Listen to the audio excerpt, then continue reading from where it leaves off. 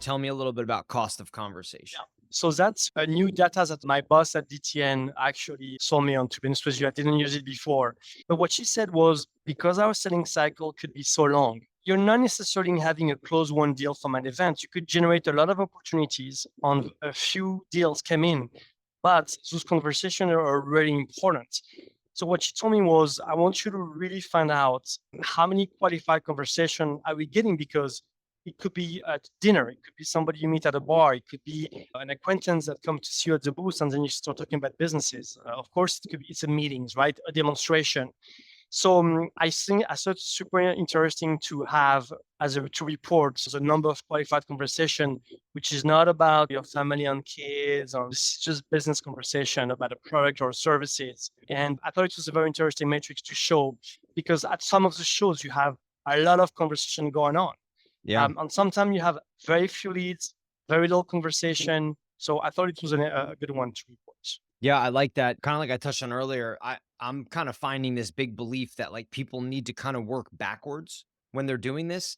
And sometimes people are talking about ROI, but they don't even really know what's going on at their event, right? And what I mean by what's going on at your event is this an event where you attract and meet net new deals? Is it an event where you're meeting people in your pipeline? Is it an event where you're meeting customers and re-engaging with them, with people that haven't bought from you in years, or people that are spending less and you're increasing average sale? Is it a Yeah. partnership meeting? Like, you kind of have to start there. And I think that's where I'm talking about being a catalyst for then what happens after that. Because all those things don't happen at every single event. One, two, or three of them happen. If you can get an event that has multiple happening, you do have lightning in a bottle to a degree. And it leads into what you're saying about these cost of conversations, which is the cost of conversation is meaningful interaction. That's really what you're talking Yes, about. It's exactly. being face Exactly. to face. Yeah. And that's what an event really drives for companies, which is what I say is like, oh, we didn't get enough leads. Yes, but you're saying that, but you also had a conversation with somebody and ran a demo and then took them to Yeah. dinner that night who Yeah. was in your pipeline that was stalled in a deal and Yeah. now a $50,000 deal closed. And it wouldn't happen if it wasn't to have for that event. Yeah. And Exactly. that Exactly. those are the Yeah. details and things that happen that I think I'm trying to push people and we're talking about of like, how do you measure that? How do you quantify that? Because there's like this pixie dust magic with events that Yeah. people are like, oh, they're awesome. They work. It's like we know that they work and we know all this cool stuff is happening, but trying to quantify and chisel away at it is very difficult. Yes. Absolutely. Absolutely. Yes. Do you have a certain metric for cost of conversation? Do you have a certain like, is it just a tally? Hey, this is the amount of good convos that we have or qualified discussions? What I will check is basically the total cost of what of the events, how much it costs to be an exhibitor, the whole sponsorship, and then I divide by the number of qualified conversation, and I just report that metric. So you can Mm, compare with other events.